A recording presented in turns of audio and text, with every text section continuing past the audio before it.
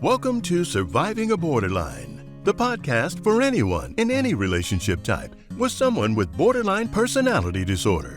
Your host is counselor, codependency, and trauma recovery coach AJ Mahari. AJ has 35 years of experience helping people heal from these relationships. This podcast features insightful information on everything borderline personality to help you gain understanding and clarity in any relationship type. Then you can choose to take action in your own healing and recovery by visiting ajmahari.ca to purchase and book sessions.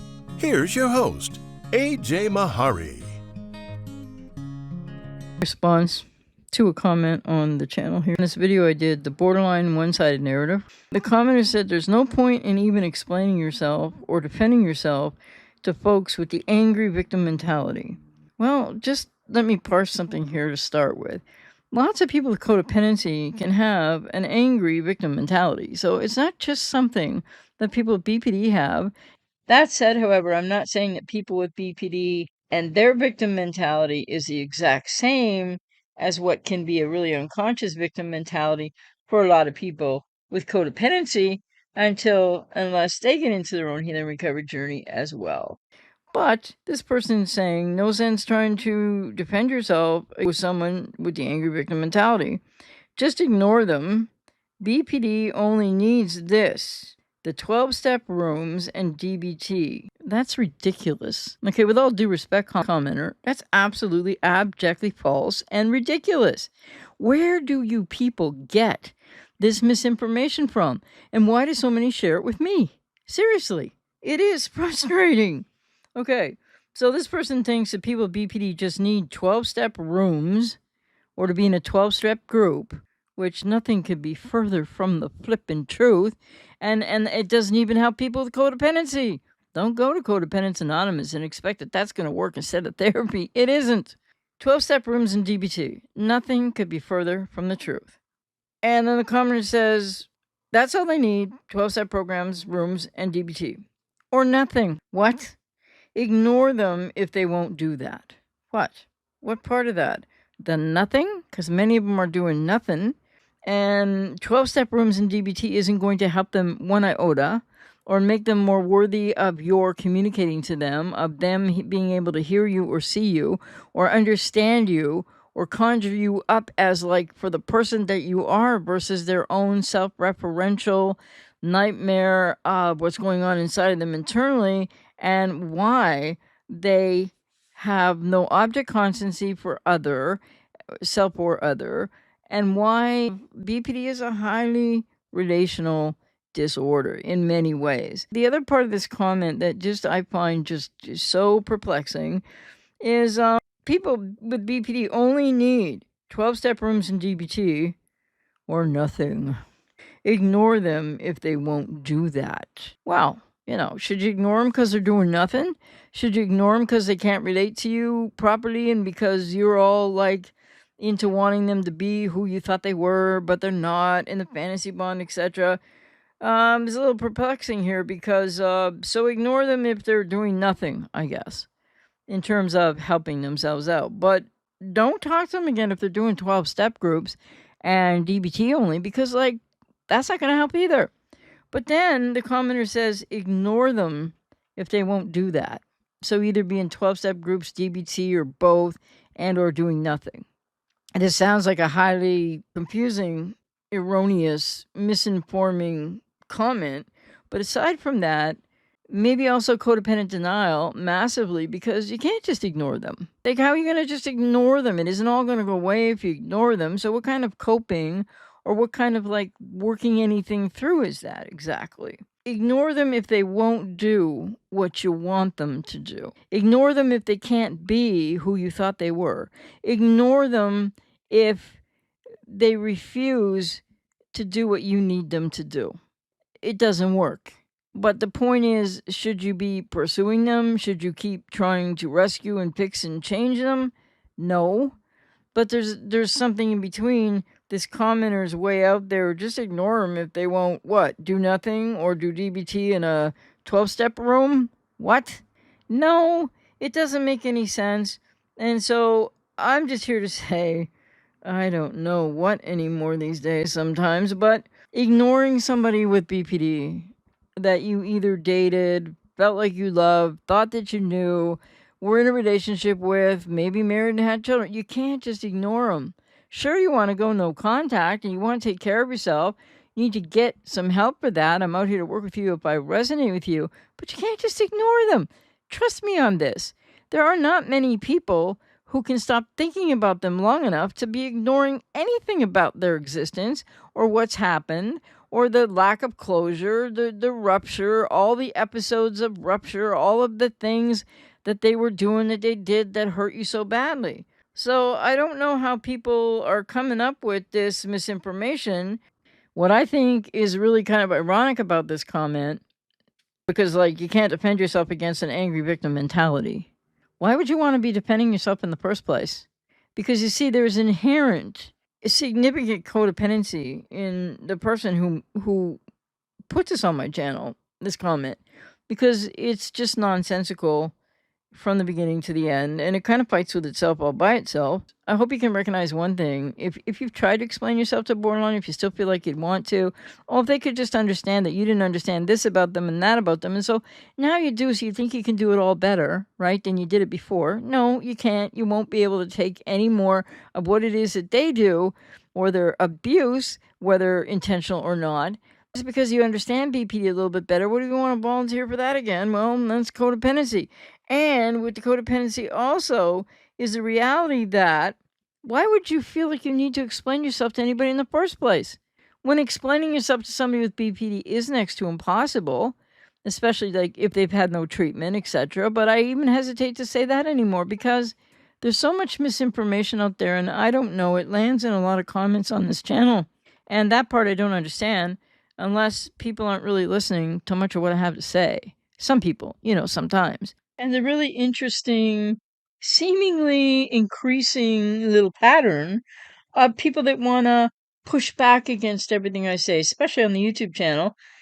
Push back, push back. I don't agree. I don't agree. You don't know what you're not right. You're not right. You're not right. Well, I'm not here to right, fight, or struggle with anybody over anything.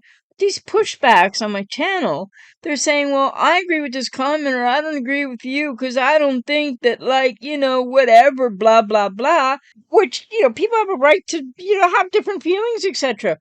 But they're pushing back against what I've said when what I've said and what I'm saying doesn't even question at all what people are commenting about their experience. Now, they may have some misinformation in their comment, like, I think she's not just a borderline, but a narcissist and a psychopath and all that because she did like this.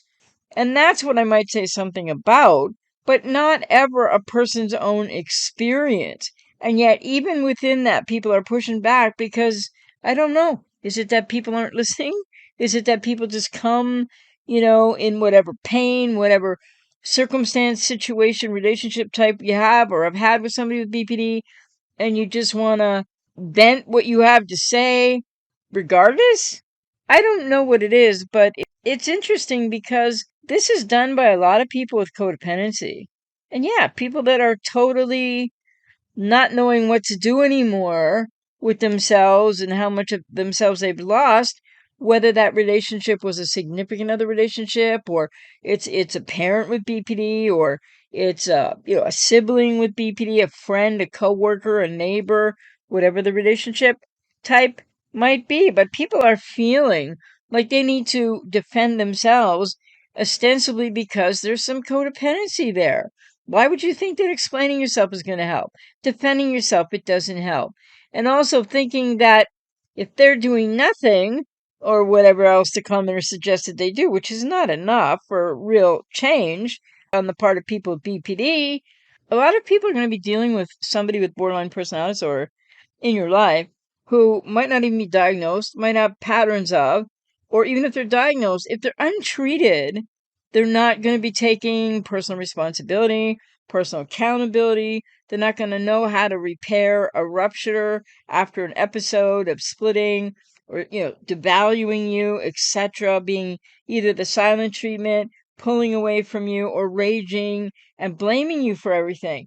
and these cycles that they're going to continue to go around in repetition compulsion ways that they really are not totally aware of, like everybody out there thinks they're totally aware of every single thing they do. More coming on that potentially soon. So it's really important to realize that you can't just ignore them, and they can't just be doing nothing, and they don't just need DBT and they don't need 12-step rooms or groups at all, because they're not going to make any change without getting into the better modalities of treatment long term. And even then, a lot of relationships and different relationship types are going to end or suffer immensely, or people are going to have to, if not go no contact, seek extremely low contact. Anything and everything you might be thinking about that you want this person with BPD who was or is still in your life in whatever relationship type to change or to do better or to give you or reciprocate to you, whatever it's all about for you, until and unless they do gain more awareness, go to therapy, understand what self is, because they don't even know themselves, lack of identity, and until they can accept personal responsibility and learn some other things, you're just twisting in the wind in every conversation, every battle, every argument, every date conversation, every Darvo episode. And that's just reality, unfortunately, for so many, most who are in any way relating to somebody in any relationship type with borderline personality disorder or the patterns of, who has not got any treatment or is not seeking any treatment. There can be no effective change. So what does this commenter mean? Just ignore them, especially if they're doing nothing. Then how you gonna just ignore them when you can't stop ruminating about them? Anyway, there is no point in explaining yourself or defending yourself to somebody with BPD. But as this commenter said, no point in defending or explaining yourself to people with angry victim mentality. Well, that means a lot of people with codependency also. They may well be experiencing an angry victim mentality after a relationship with somebody with BPD, or in the active throes of the agony of, they're not talking to you right now and it's on off and you don't know what's going to happen with it, but you can't just kind of skate away, and it's a hellhole, and you're going to be stuck in it until you do the recovery and healing work that I'm out here to work with people that resonate with me to help them do. And you can't just ignore them. So this is like minimizing the issue, I guess. And let me just reiterate one more time. Anybody that thinks that all people with BPD need are the 12-step rooms and DBT or nothing doesn't understand borderline personality disorders at all, and probably can't see objectively what's going on. I don't know what they experience with a person in their life, but their codependency is still having them be in this narrative of just ignore them if they won't do what you need them to do. Because that's codependency. So if they don't do this or that or the other thing, or what this commenter said, then you should ignore them. Good luck with that. If people could just ignore them, I don't think there'd be the need for the services that I provide to people that resonate with me, the information that I've been talking about online for freaking 30 years now. Anyway, remember please to check out ajmahari.ca, because I really seriously am not going to be putting up much more content here. Yeah, there'll be the odd thing like this. There'll be the odd video or whatever. But there's not going to be that much anymore because I'm predominantly switching to podcasting. And this channel doesn't seem, over the course of the aggregate of the whole channel, yes, there's still views and people find, but people can't find it. And most people can't find it. And most people, I guess, want to listen to everybody on earth but me, it seems. And the way that I deliver the content. And what do I mean by the way that I deliver the content? Not my intonation or tone of voice per se here or there, because I don't think I go that far afield or anything. But I'm talking about, I'm doing this little study just for on YouTube. It's like, I've been listening to a lot more people that talk about BPD now. There's some other people out there that get it and they do a good job in their own way. And I'm not trying to minimize that, but there's so very many out there. Oh, I've been listening to a few recently. Their information, oh my goodness, they get some of it right here and there, and the rest of it's so it's misinformation, misinforming. The more that a lot of these people out there, whether they're writing online or they're YouTubers or whatever the case is, but especially on YouTube, a lot of people talking about BPD, and especially just for, X is a BPD. And so the other point that I wanted to make here is that what I've seen out there is the more that people are incorrect with their information, the more people might watch, depending. Some people get about the same views as I do, some get way more. And then there's this, the more misinforming they are, the more hyperbolic, histrionic, and vilifying of people with BPD they are. Oh boy, oh goody. That's what everybody wants to hear. That's where everybody goes. That's what I mean by who don't maybe like the content I deliver or the way I deliver it, because I'm not here to vilify people with borderline personality disorder. Sorry, not sorry if that disappoints you. And I believe that people in any relationship type to somebody with BPD, if you want to survive the borderline, survive a borderline, then you need to learn more about you. You need to find out if you have codependency, you need to seek your own help, and you need to learn a lot of the strategies and tools to be able to just at least be there for you sometimes too. So I think that a lot of people are totally dismissive of people with BPD. A lot of people think they're all the same and they're not all the same. And a lot of people, if they've had one partner with BPD, or they have one person in the family with BPD, or whoever, whatever relationship type you're experiencing this person with BPD in, then people think that's how they all are. And they all do exactly the same thing when that's not true. Even though there might be some commonalities, it's not like if your person with BPD does A, B, C, so do the rest of them. They all are just exactly the same. So I'm not a reductionist and I'm not going to vilify people with BPD, the people in relationships to them in any relationship type who largely have codependency, who may have their own other issues as well. But you see, the deal here isn't that people with BPD are all horrible, evil beings. They can have some horrible, not, like really abusive behavior. Monstrous behavior doesn't make them monsters. And my other point would be, and because you don't have borderline personality disorder, you may have codependency or some other challenges, but you think yourself so, quote, normal, unquote, when there's no such thing. And secondly, the need to vilify other, that's, I think, what a lot of people are saying that the borderline is done to them. But then en masse, a lot of people got to vilify the borderline, and all of them, like they're this singular entity of just trying to destroy you. It's just not the truth. But when I say that, I'm not making any excuses for people with BPD because they can treat you horribly. They can traumatize you badly. They can really present to you an impossibility of trying to communicate, possibility of being seen or heard, or getting any of your needs met. Because for people with BPD, whether diagnosed or not, but untreated, they do not have a lot of awareness about, if any awareness at all, it varies from person to person with BPD, about how they're impacting how they're impacting you. They really seriously don't get it. And so, there but for the grace of God go you, not because of how the borderline's treating you or has treated you terribly, no, and you're not responsible for that at all, but because you don't have BPD and because you can't really ever understand it from the inside out. So a lot more people out there got to stop trying to understand the borderline, listen to all the information, whether it's accurate or misinforming and vilifying, like this, they're all like this, they all do this, they're all horrible, yada, yada, yada. Then, as opposed to saying they may have horrible behavior, right? So, anyway, I believe in this delineation and parsing. But a lot of people don't like that about my content or my delivery style. It's exactly what you need to hear, but perhaps you're not ready to hear it. In which case, hey, don't waste my time pushing back because I'm not going to argue with you.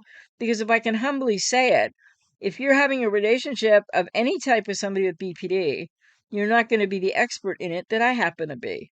That's all I got to say, really. It's just straight up honesty. I care a lot about both sides in this, but when I'm speaking to people who are being hurt by people with BPD, all I'm saying is I don't think they're evil. They don't deserve to be vilified. They can have really bad, traumatizing behavior, and they don't take responsibility for it, and they blame you for all the stuff that they do. And that's true, and there's no excuse for borderline abuse. But if you're going to survive a borderline, you're not going to get to where you want to go. You're not going to get yourself healthier and moving forward in your life if you don't look at your part, your responsibility. How'd you get there? Whatever the relationship type is. Sometimes that's more obvious than significant other relationships. But the point is, then you've got to get yourself in therapy so that you can learn how, if the person is staying in your life with BPD, how to more effectively cope with that.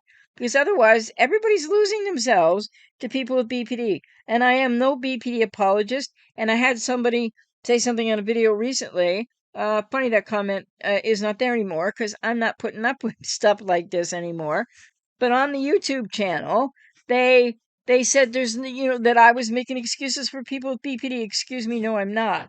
But you know what I'm also not doing, ladies and gentlemen? I'm not making excuses for you codependents who think you're all perfectly fine and normal and that you have the right to change these people who don't know themselves and, yes, are kind of, quote, relational nightmares more often than not, and they traumatize and they abuse you and you lose yourself to them, but they can't make you lose yourself. You're making choices to hang in there and try and fix and rescue them because that's what you have an unconscious need to do.